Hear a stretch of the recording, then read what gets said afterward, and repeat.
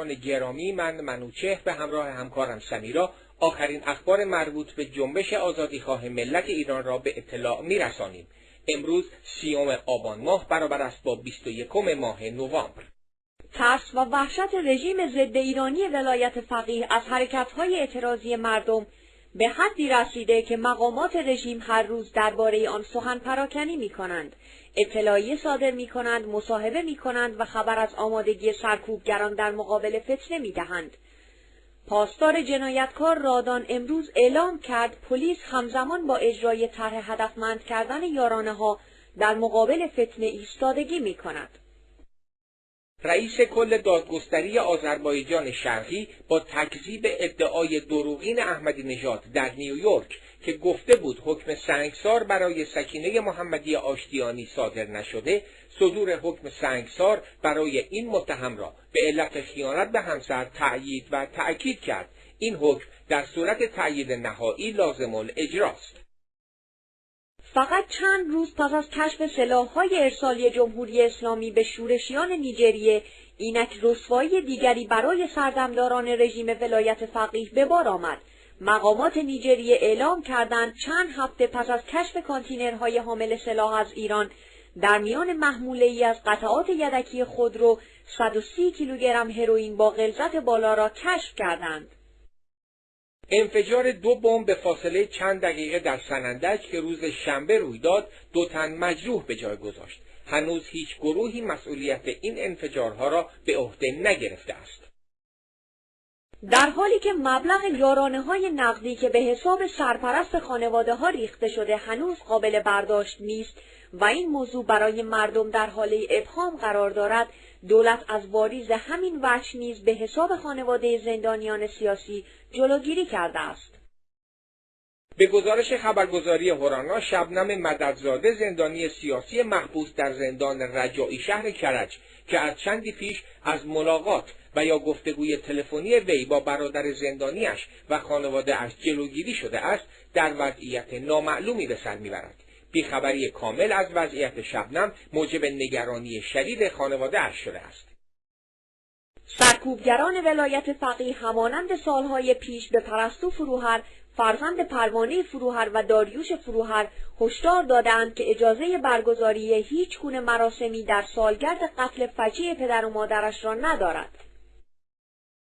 حسین باقری، معاون وزارت کشور رژیم جهل و جنایت جمهوری اسلامی، در راستای ترویج خرافات از امضای قرارداد با حوزه‌های علمیه قم، مشهد، اصفهان و شیراز برای کاهش زلزله و بلایای طبیعی خبر داد. مجمع عمومی سازمان ملل متحد با تصویب قطعنامه‌ای نقض وحشیانه حقوق بشر در ایران را محکوم کرد.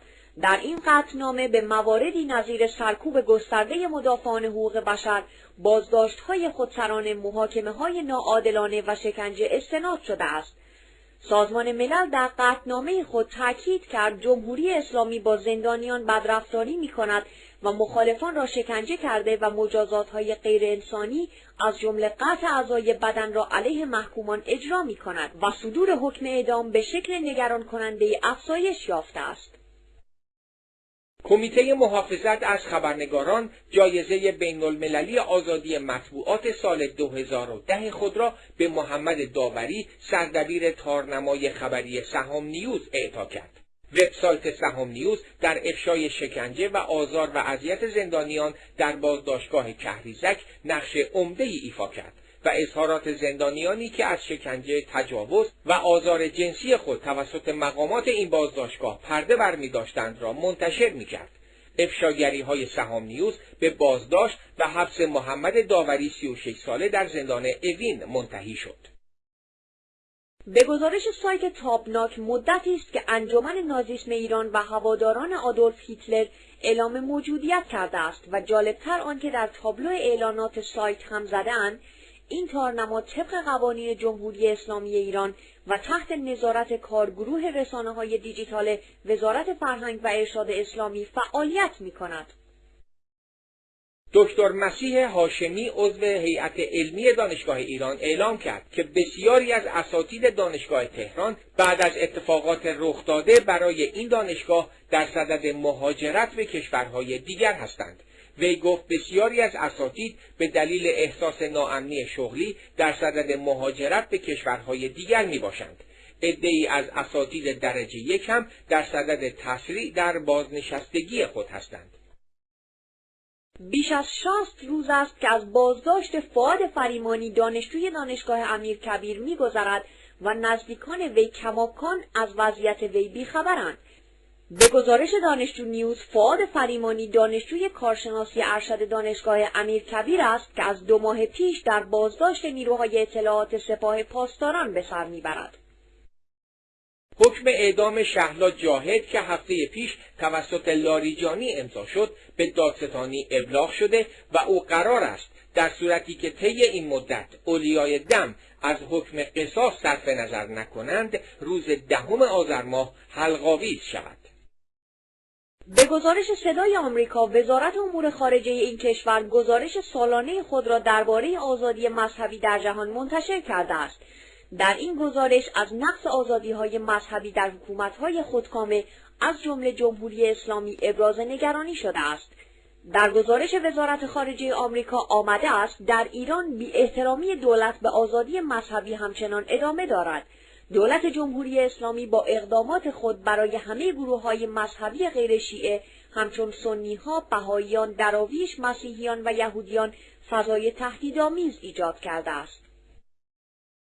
بنیاد دموکراسی و حقوق بشر کردستان ایران در بیانیه‌ای نسبت به خطر اعدام قریب الوقوع زندانی سیاسی حسین خضری هشدار داده است. امیر مرتضوی معاون دادستان مشهد بار دیگر از اجرای حکم وحشیانه قطع دست در مشهد خبر داد. یادآوری می‌کنم که در ماه‌های اخیر برای چندین شهروند به اتهام سرقت حکم قطع دست صادر و اجرا شده است. به گزارش کمیته گزارشگران حقوق بشر، حسین سرشومی فعال دانشجویی دانشگاه اصفهان پس از تحمل نزدیک به 150 روز سلول انفرادی همچنان در بند حفاظت اطلاعات در زندان مرکزی اصفهان و در سلول انفرادی نگهداری می شود. پس از گذشت نزدیک به 20 سال بار دیگر در نظام جمهوری اسلامی تعداد زندانیان سیاسی زن آنقدر زیاد شد که نیاز به ایجاد یک بند با عنوان بند سیاسی زنان به ضرورتی برای مقامات زندان تبدیل شده است و این نشانگر آن است که برخلاف ادعاهای دادگاه انقلاب و مسئولان امنیتی مبنی بر زندانی نکردن فعالان سیاسی زن، اکنون زنان نیز در کنار مردان میبایست هزینه سنگینی برای اعتراضشان بپردازند. همکنون حدود 18 زن سیاسی در بند عمومی زندان اوین به سر میبرند که در مجموع بیش از 70 سال حکم زندان دریافت کردند. قاتلین اصلی حادثه 25 خرداد در میدان آزادی تهران که باعث شهادت 7 نفر از هموطنانمان در اعتراض به نتایج انتخابات انجام گرفت، در گزارش محرمانه اطلاعات سپاه به شورای عالی امنیت ملی معرفی شدند. در این گزارش که به امضای تائب رسیده آمده است که این 2 تن به دستور فرمانده سپاه تهران یعنی پاسدار عراقی که به صورت تلفنی و با بیسیم به آنها ابلاغ شده تیراندازی کرده‌اند. این 2 قاتل از مجازات تبرئه شدند. صدا و سیمای جمهوری اسلامی در برنامه خبری 8:30 دوشنبه شب صدا و سیمای خود ویدیو اعترافگیری از زندانیان توسط وزارت اطلاعات را پخش کرد. در این برنامه سکینه محمدی آشتیانی، سجاد هوتن و 2 خبرنگار آلمانی متعلق به روزنامه بیلدام زونتانگ وادار شدند که علیه خود اقرار کنند. در پی بازداشت 2 وکیل دادگستری دیگر طی هفته اخیر در تهران و عدم اعلام مشخصات آنها توسط مقامات قضایی، کمیته بین‌المللی وکلای مدافع حقوق بشر نام این 2 وکیل دربند را رضا قراچرلو عضو کمیسیون حقوق بشر کانون وکلا و محمد حسین نیری عضو پیشین کمیته حق دفاع اعلام کرد که از محل نگهداری و بازداشت آنها اطلاعی در دست نمی باشد. ترس و وحشت علی خامنه‌ای، امام تازه ظهور کرده جمهوری اسلامی، از کنار گرفتن دیگر آیت الله ها باعث شد که برای سومین بار در یک ماه اخیر خامنه‌ای به قم سفر کرده و با تنی چند از آخوندهای ساکن این شهر دیدار و گفتگو کند. روز دوشنبه در آستانه عید قربان ده‌ها تن از ماموستاها و علمای اهل سنت شهرستان سرقس توسط نیروهای امنیتی این شهر به اداره اطلاعات سرقس فراخوانده شدند و با تهدید و تطمیع از آنها تعهد گرفته شد که به هیچ وجه نباید روز سه‌شنبه را به عنوان روز عید قربان اعلام کنند و باید امسال تابع دستورات حوزه علمیه قم باشند.